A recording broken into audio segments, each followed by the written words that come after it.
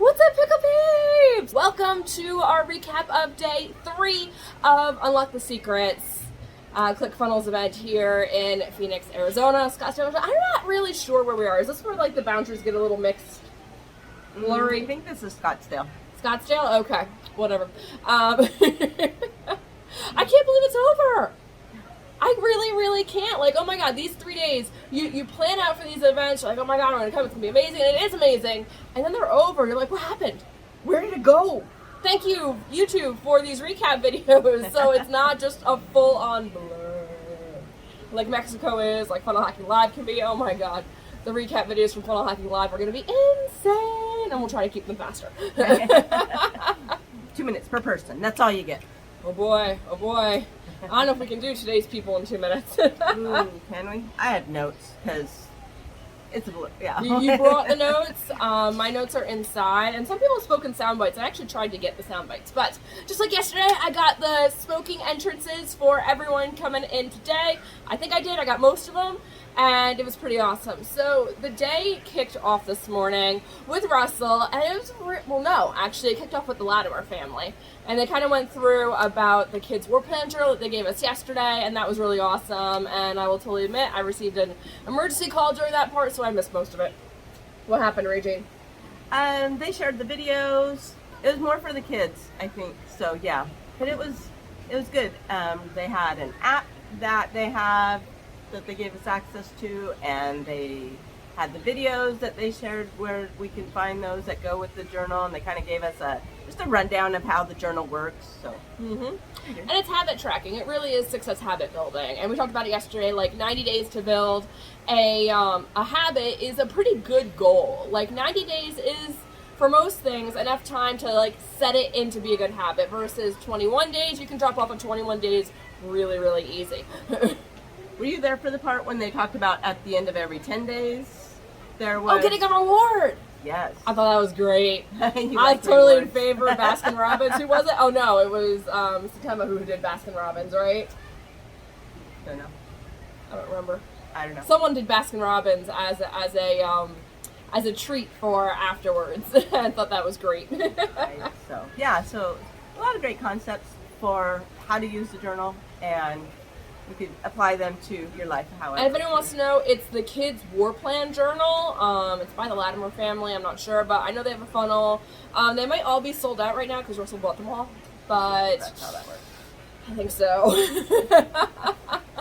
But moving right along, after that, it was really cool. They did a Q&A, and again, I missed the beginning part of this, and I'm so bummed that I missed the beginning of it, because again, this event was all about for the kids, for young entrepreneurs, and it's so amazing, just the ahas and even the clarity that we adults got just from listening to the kids and like being there with them on this aha journey that was going on, watching them get more interested and more invested as it went through. Even the kids who really weren't interested, I feel like, had some cool ideas by the end. So they brought couches up on stage, and Russell, actually that means we should cue the video, right? Unlock the secrets. Let's welcome to the stage, Russell Brunson!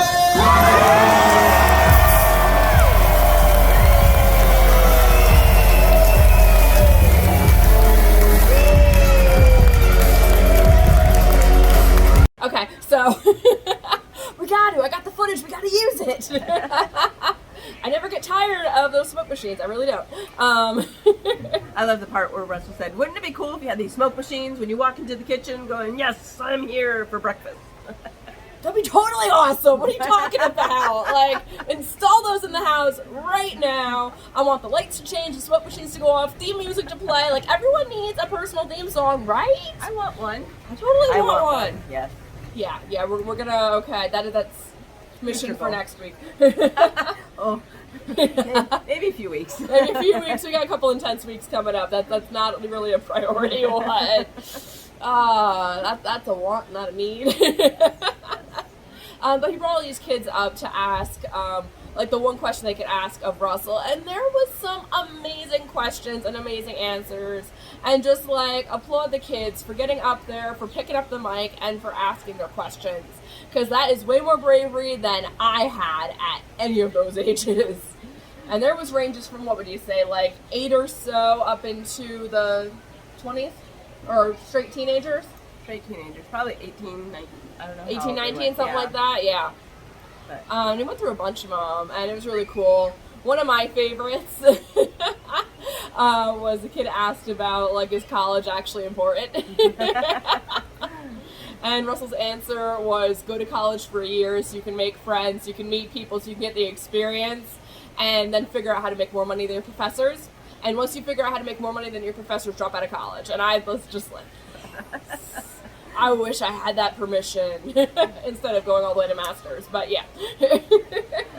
I just love the concept too. I put it to myself, if I had the chance to sit down with Russell Brunson, it took me a long time to think about a question. Like, I'm like, nothing business came to mind. I'm like, I had some like personal questions that I would have asked him, but you know, and then as I sat and just thought about it and listened to some of the kids' things, I'm like, okay, I have like 6 or 7 that, you know, and I think it's just really good to have that practice. Like, once you meet, like, if you have these questions always in your mind when you do meet someone who is successful at business or at anything that you want to be good at or that you want to learn about, if you have these questions kind of in your pocket to where you can be like, hey, what do you think about this? And even if it's just another perspective, it's not, you know, it's like if we can just get all these different perspectives, all these different answers, and then we can sort through and see look for patterns, look for what feels right to us or, you know, just resonates with us, and then add those to our life. I think that's an amazing trick to do. And like, that's so cool. That's being prepared for the opportunity. You are ready when the opportunity comes, that if you meet someone cool or any of that stuff, that you're not just like, looking, it's you. That's really awesome. Hi, my name is, yeah, I really like you. Like, you can get past the fangirling part, the shock part, because you've trained yourself into having some of these questions prepared, and that's just, that is such great advice right there, Raejean. Well, I think too, just that was one of the things that impressed me so much about some of the kids here, is that they are not shy. Like, they have so much confidence, and like, I've always felt like the kids that are willing to look an adult in the eye and have a conversation, like, I have so much respect. I was not that kind of kid, but I have so much respect, and to see so many of them to be totally comfortable, like, hey Russell, let me ask you, you know, or go up to some of these other people. And I think, I don't know if it's almost like as we're older, we kind of, like, I want to give them, I'm showing my respect to them by giving them their space. But it was really like, they're here to talk to people. They like, oh, we'll get to Eileen later, because that was later in the day, and just like a reminder that our comments do matter, because I am totally with you, Raejean, in the, I want to respect their space, I want to respect their privacy, I want to respect their time. I don't want to fangirl, not because I'm afraid of embarrassing myself. That's already happened, like, done deal right there. But I don't want to be wasting their time, and I don't know why I view theirs as more important than mine, when mine is really way more important, but or it should be to me, right. but still, in having those opportunities. So yeah, all right. So from the Q&A section, we went into Kristine Mirelle, right? She's so cute. Q and Kristine. Put your hands together for Kristine Mirelle!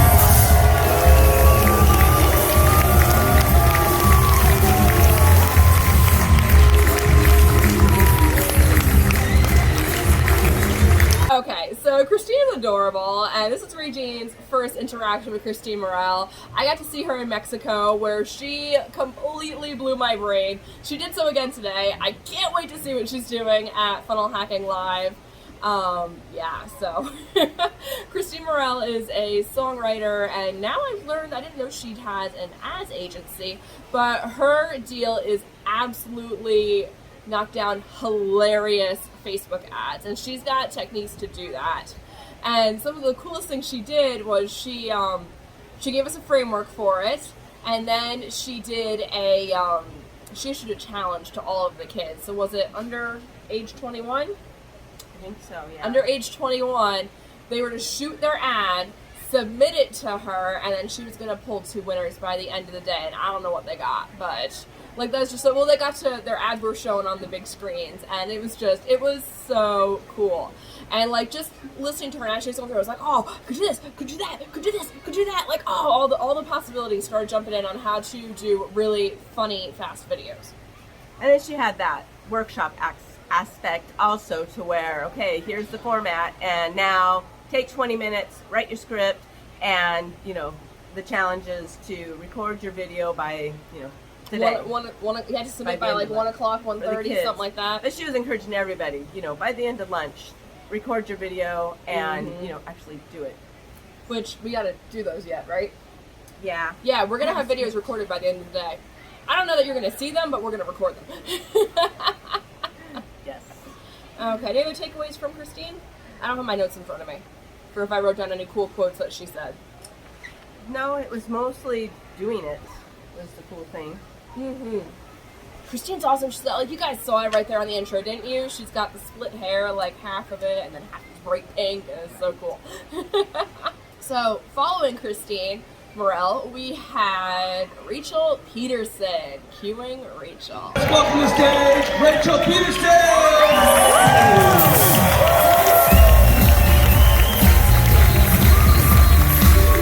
So, I'll let you go first on Rachel.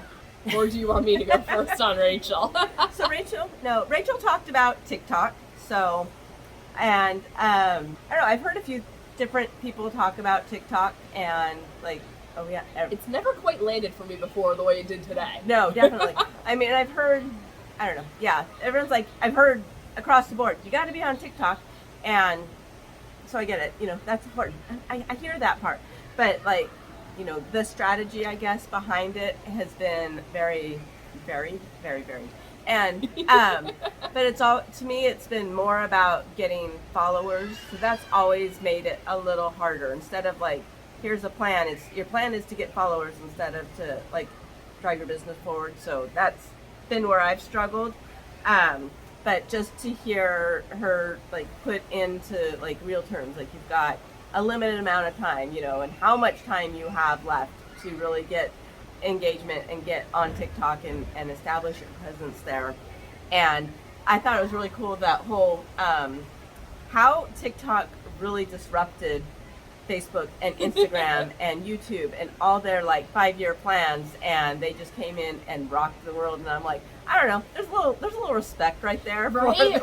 Like they got the rebel, the renegade kind of respect going there. It's like, oh yeah, okay, like screw it, Facebook, Instagram, YouTube, Pinterest, all of these established, like, I don't want to say category king, but just like, you know, the platforms. And TikTok's like, poop, and just knock them all down. That's supposed to be a poof, not a poof, but there were a lot of poop jokes going today and yesterday, yeah. So. You know. Right, okay. So Rachel I had seen before, like I've seen some of her YouTube stuff. I've taken like one of her TikTok courses, but it was a really, really low ticket entry, like lead magnet style one, and it just didn't land for me the way it did today. As she went on, and she like recorded TikTok right there on stage. She called out Russell, just everything spontaneous, and the way she described everything moving and how to do your captions, like what TikTok actually reads in the algorithms, what kind of hashtags to use. I was just like, I was blown away. It's like, this is not just like one of those where you get pumped up and then you go to start doing and you're like, I don't know. They made it sound so easy. You guys know, you've seen stuff like that before. She laid out a strategy that was just like beyond easy, and then she showed us her doing it right there on stage. And that just made it absolutely natural to be like, of course I can do this. It's just sit down and do it now. Do it now. And I think one of the things that she said that like reinforces what I teach my students is that she calls it selling as a form of service. And you know, it's like we get so caught up in, oh, I don't want to sell, like, oh no, like people are going to think I'm gross or I'm slimy or I'm sleazy. And that's not how it is. If you are selling because you want to improve someone's life, why wouldn't they want to hear that? And if they don't want to hear that, that's not who it's for. It's like selling is a gift. It's like, you know, you have something valuable to give, and you're doing them a disservice when you don't share your offer. So I love that she promoted like selling is a form of service. You if you love your customers, you're selling to them. That's all there is to it. Mm-hmm. Oh yes, oh yes. And she gave us little treats. Like, it was such a bonus nugget. I'm not going to release it here. Haha, you guys, open loop teasing. You got to come to boot camp. About like how to place those offers into things really subtly in ways that are still genuine. And yeah, it was a little magic trick that she gave us there. Definitely. She gave a few, though. She gave quite a few, but this one I was like, anyone can do this. It does not necessarily apply just to TikTok or to short form video. This one can be used in blogs and podcasts and YouTube videos, anywhere. Like, I might be employing it in the near future. And again, she had that whole workshop aspect where, okay, now you do it. And, I think, was she the one who had a challenge, or was like the first one to get 10,000 views or something like that? We'll get an awesome prize. Yeah. She might have. I don't remember on that part. Again, the challenges were all for the kids, not for the adults. Right. It's hard to get excited about them. Yeah. But she was great. She spoke. She had a lot of so many of these speakers, and it's a quality that I'm noticing, talk in sound bites and catchphrases that like those really easily rememberable. Not that I remember any of them. You know what I mean, but talking in sound bites, and it's like, oh, is that what you do when you speak from the stage? Right. Yeah. Eileen Wilder did it yesterday. She was so great at it. Setema, who we're going to get to, was really great at it today. I thought Kristine Mirelle didn't do it as much, but Raejean Pederson had quite a few. Yes. And they are written down in my notebook, which is back in the hotel room, and it's all over in the book, so no. Not right now. I want to go back in with sticky notes in my book, but like, okay, these are the important pages. They gave us a beast of a workbook. Like, Raejean, hold that thing sideways. Look at that beast for the 3 days. Awesome. And so great. So, from after Rachel, did we go to lunch? We went to lunch. But on the way to lunch. It's awesome. Go for it. You go for it. You go for it? Okay. So Eileen Wilder was sitting just across the aisle from us, and we got to talk to her all the way into the lunchroom, which we walked slow. And like, this is where it comes back to, remember we were speaking in the beginning about the celebrities, the speakers, they want to talk to people. They want to know that what they say from stage actually has an impact. I would think it's the same with podcasters, with YouTubers, like in your comments below, all those things, to know that what we're saying like actually lands somewhere. And if it can become a habit, or if it can help change someone's life, even better. And one of the things, like, Eileen Wilder has had more impact in us and in what we teach, what we coach in Syndicate, and everything. Like, I would almost say even more than Russell, as far as like the immediate action. Right. Items. So Eileen's big thing, we talked about it yesterday, is do it now, do it now, do it now, from initial Clemens. I don't remember the first letters, but I totally want to like go deep on this guy now. So do it now, do it now, do it now. And we were telling her, and if you're in Syndicate, you know it, you already have it, and maybe even some of our BFFs have it, with, we all have sticky notes that say do it now on there. And when we're in our group meetings, when we're in our office hours, when we're on live calls, when we're doing anything, and it comes up to someone's talking about something to do, these notes come out and they get thrown right in front of the camera. I don't have one with me, obviously, and it's do it now. And she was so moved. It's like, we have taken this one thing, it's like, and we have put it into practice. It is a habit. Everyone has it. Andrew has a do it later, which was only allowed because he was in summit mode. But now that summit is over, yes, Raejean, oh, yes. Now that his summit is over, Raejean and I are going to make him on camera tear up the do it later, and we're about to do it now. So, yeah, so we have that going on, and she was so moved by that, and then I didn't expect her to get so moved by this one, but I was telling her how, because of what she said. So the story with initial Clemens is that he lived in like the top floor of a skyscraper, and his daily routine was when he got in the elevator to come down, he would say the phrase "do it now" 100 times in the elevator or whatever. And I looked at her, I was like, I don't live in a skyscraper, I don't have an elevator, but what I do have is a road when I am driving Teddy to daycare in the morning, to preschool. And so I have this very specific section of road, which is the Do It Now road. And from one stop sign to the other stop sign, I have no idea how many times I say it. I just know it's got to be fast. It's got to be powerful. Teddy hasn't called me out on it yet, but when he does, I'm going to have him do it now. And that's going to be our little tradition. And it is definitely like it shifts your mindset doing those kind of mantras to yourself. And it's not affirmations. I don't believe in affirmations.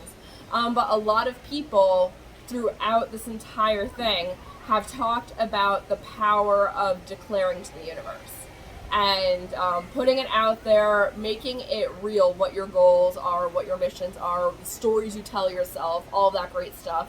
And I'll leave that more for Setema's section. But yeah, so it was really magical that we got to do that walk with Eileen Wilder, and we did not ask her for a picture. I don't know why. I don't know why. I don't know, I was so engrossed in the conversation with her. It was just like, it's just so cool. Again, we tend to put these people on these pedestals, and we're like, oh, we don't want to bother them, but once we talk to them... You actually looked at me, I am but a mere peon! But it was such a good conversation, and it was a conversation like a lot of other conversations. It just happened to be someone who had also spoken on stage earlier. Yes. So that was amazing. Lunch was awesome. I did not get video today of lunch. Sorry, it was all Mediterranean themed. There was gold leaf on the dessert, though. Yes, there was. I took a picture. I'm not putting it on screen, sorry. Yes, on the cherry pistachio torte or whatever it was delicious. I thought it was better than the baklava. Wow. I love baklava, but I don't know if my taste buds have changed or not because I was a little sweet.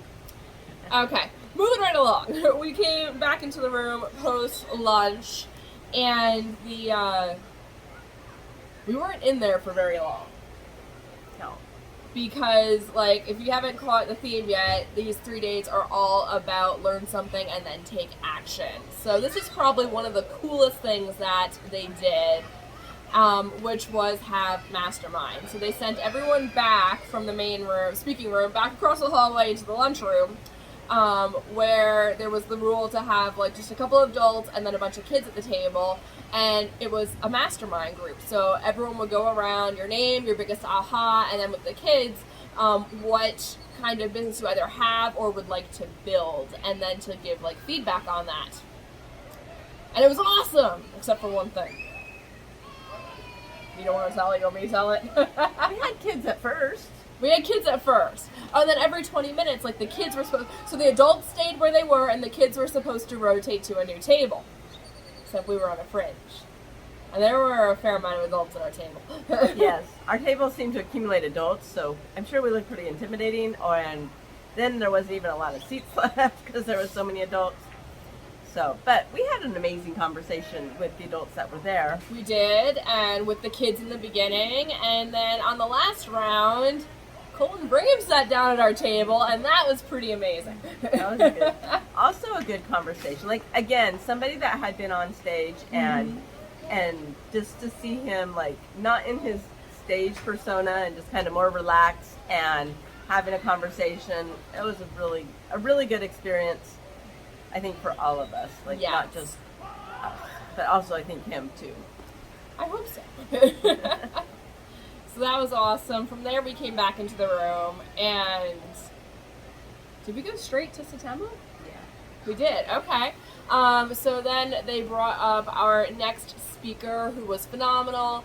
We didn't know who he was, even though we had walked past him several times in the hotel, and every time someone walked past him, they'd turn to the neighbor and go, "Is that The Rock?" And I love he gets on stage and he's like, "Yeah, that guy that looks like The Rock." I'm like, yes you do. So for you guys to see what I mean, we're going to cue the entrance video for Setema Gali. Here we go.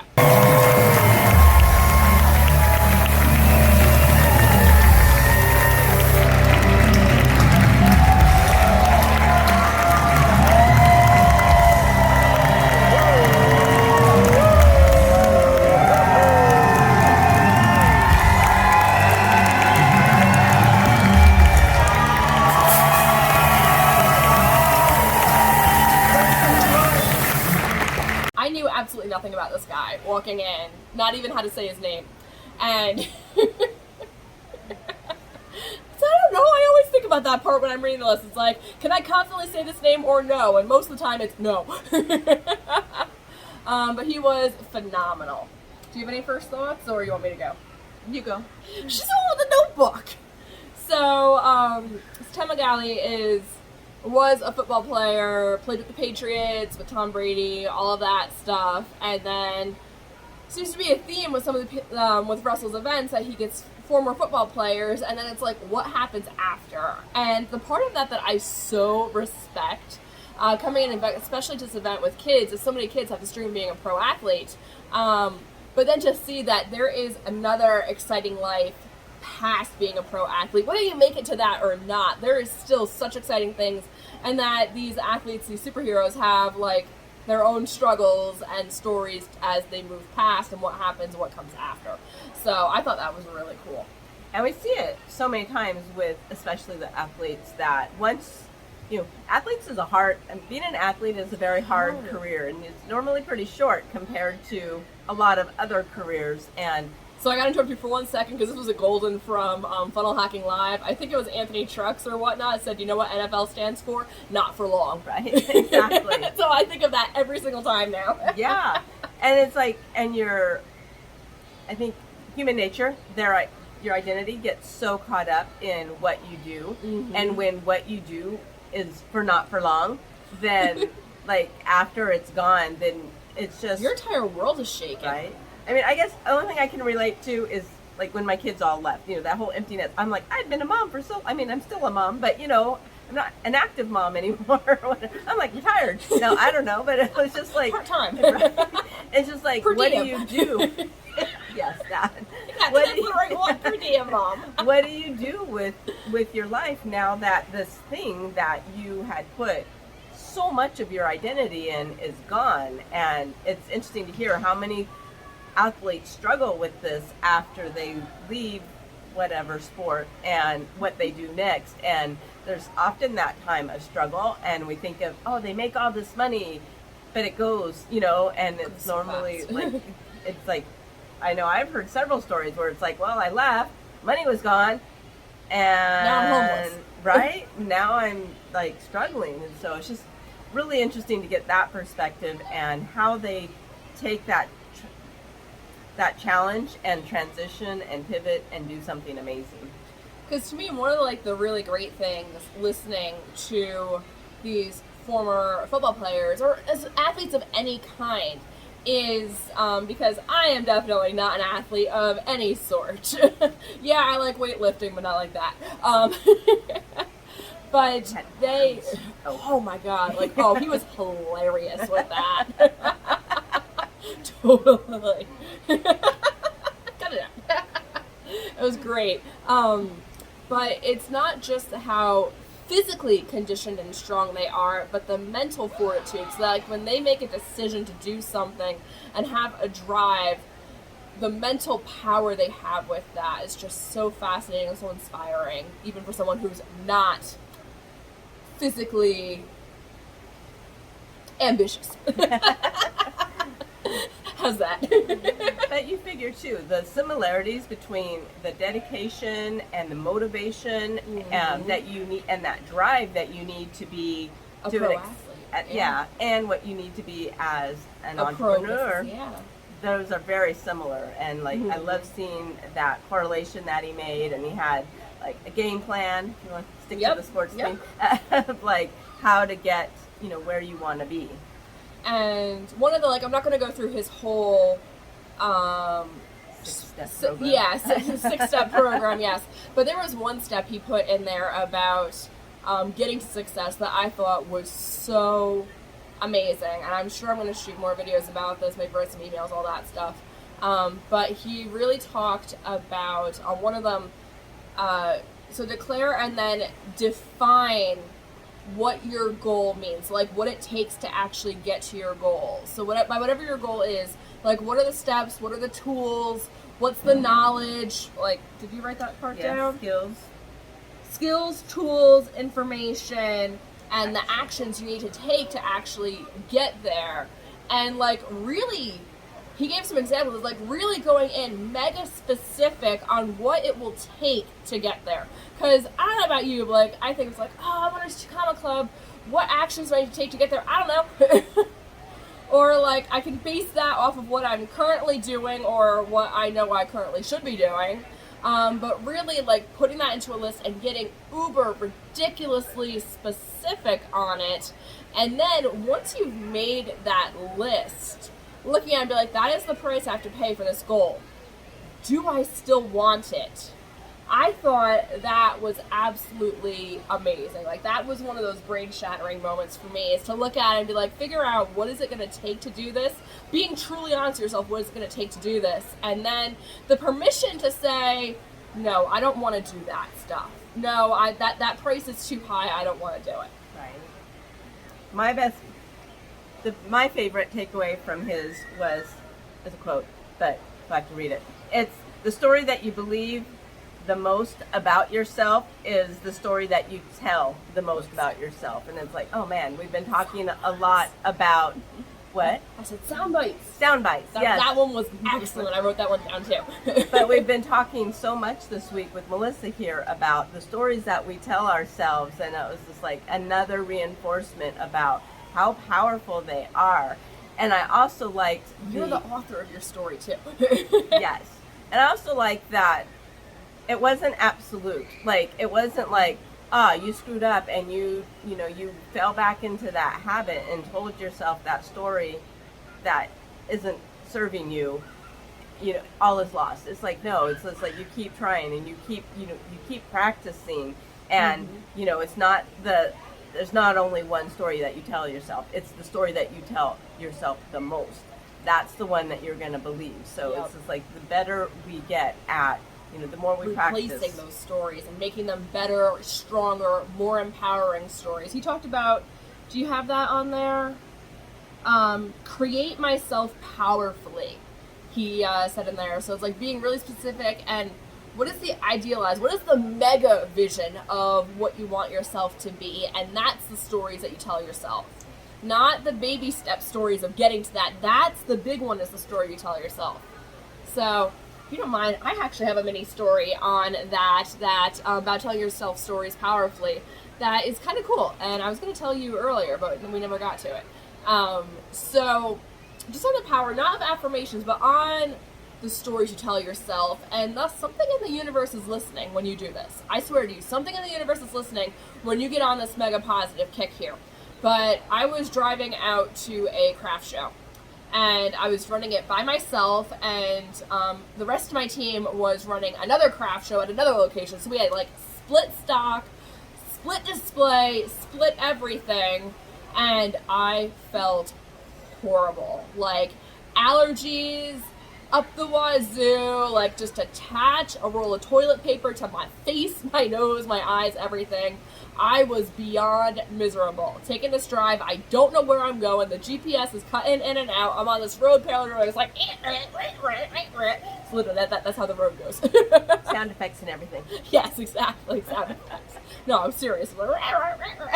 And I made the decision that morning, and I don't know why I don't do this more often, but he triggered the story today. I made this decision that morning while I was driving in there. It's like, okay, so Melissa, you can go to the show, and you can sit there and be absolutely miserable and have no one buy from you, because if you're sitting there miserable, no one will buy from you.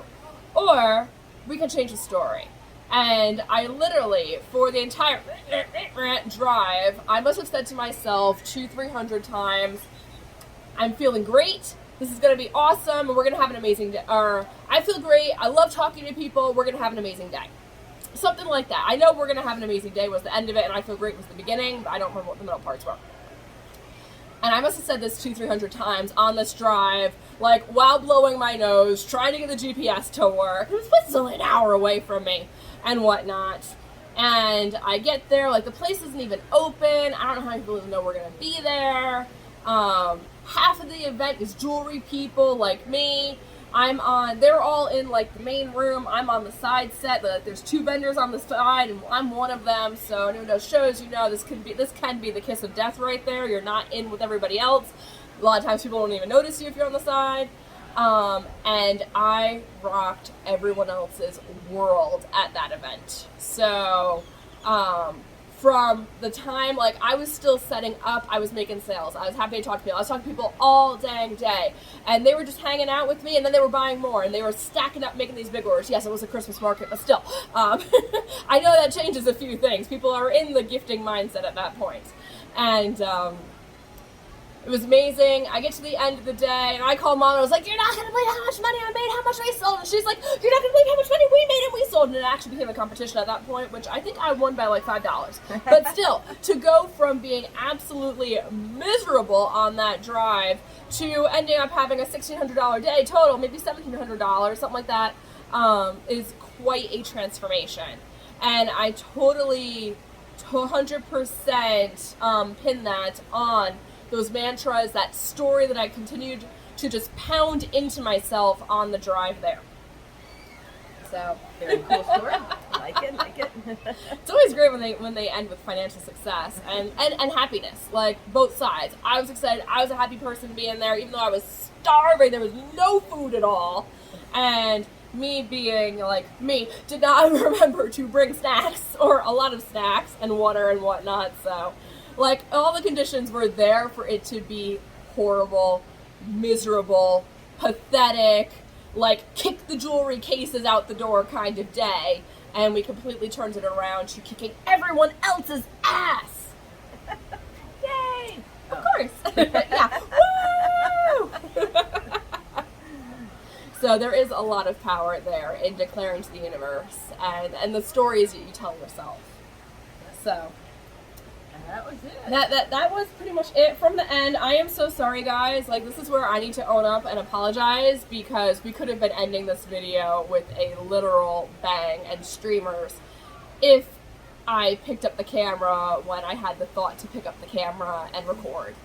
But I picked it up and I was like, no, they're going to go a little bit longer, and by the time I put it down. So if I picked it up and hit record instead of putting it down, I would have caught the streamer's explosion that happened at the end and made all the adults go, ah!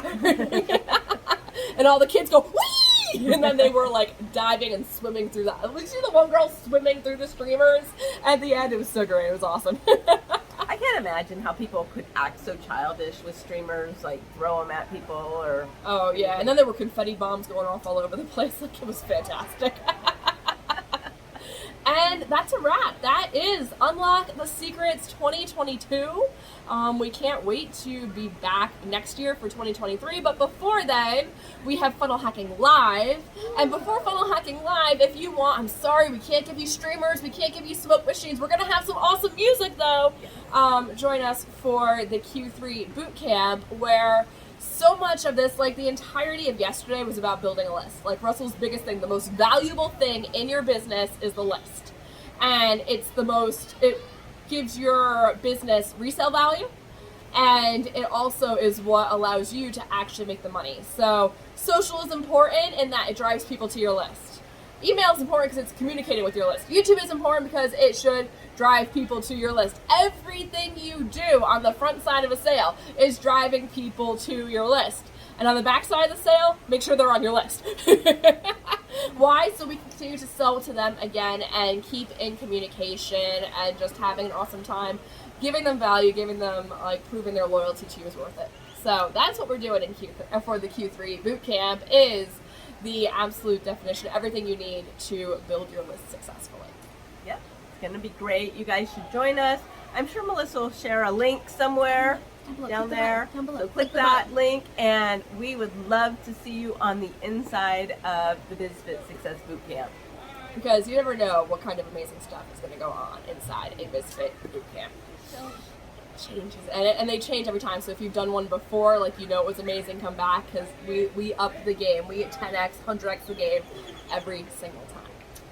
All right. Until then, like, totally, I'll be back tomorrow with I don't know if it'll be an Unlock the Secrets event video or not, but we'll be back tomorrow. Until then, I'm Melissa Pikul. I'm Raejean Roberts. You guys have an epic day while you're building your epic business.